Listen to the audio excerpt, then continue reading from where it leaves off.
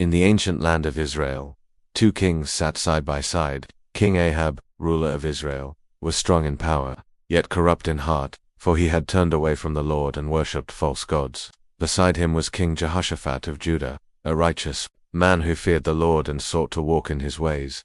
Together they gathered to consider a grave decision. Should they go to war against Syria to reclaim Ramoth-Gilead? Ahab was eager, filled with ambition and pride.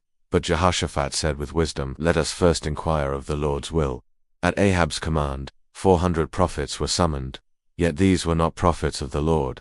They were men who spoke only what the king desired to hear. Standing before the two monarchs in their royal splendor, they proclaimed with confidence, "Go up to battle. The Lord will give you victory." One among them, Zedekiah, even crafted iron horns and declared boldly, "With these you shall gore the Syrians until they are utterly consumed." Their voices rang with assurance. But Jehoshaphat's heart was uneasy.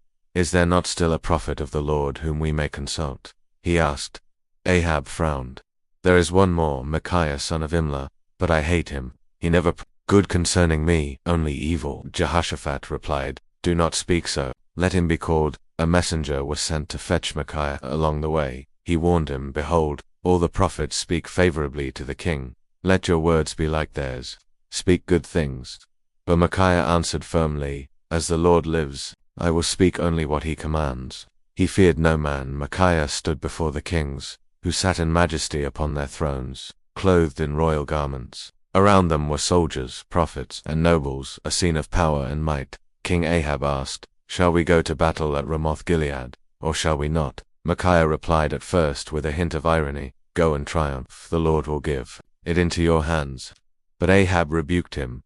"How many times must I make you swear to speak only the truth in the name of the Lord?" Then Micaiah spoke plainly, his tone grave. "I saw all Israel scattered upon the hills, like sheep without a shepherd. And the Lord said, These have no master. Let them return in peace." A silence fell over the assembly. Ahab turned to Jehoshaphat and said bitterly, "Did I not tell you he would not speak good concerning me?" But Micaiah continued, "Hear then the word of the Lord." Micaiah declared, "I saw the Lord seated upon his throne, and all the host of heaven stood around him. And the Lord said, Who will persuade Ahab to go and fall at Ramoth-Gilead?" Various spirits came forward, offering suggestions. Then one spirit stepped forth and said, "I will go forth and be a lying spirit in the mouths of all his prophets." The Lord said, "You shall succeed. Go and do so." Therefore, the Lord has allowed a lying spirit to deceive your prophets. The crowd stirred. Murmurs filled the air. Zedekiah, enraged, stepped forward and struck Micaiah on the cheek.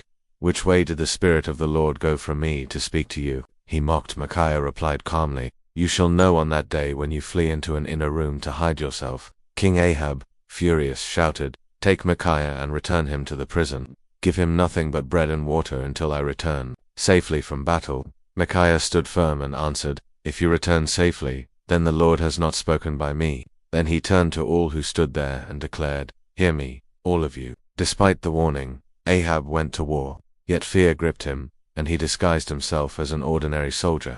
He told Jehoshaphat to wear his royal robes. But in the chaos of battle, a random arrow loosed without aim struck Ahab between the joints of his armor. He was carried from the field, bleeding. By evening, he died, just as the prophet had spoken. The army fled, Israel mourned, and the word of the Lord was fulfilled.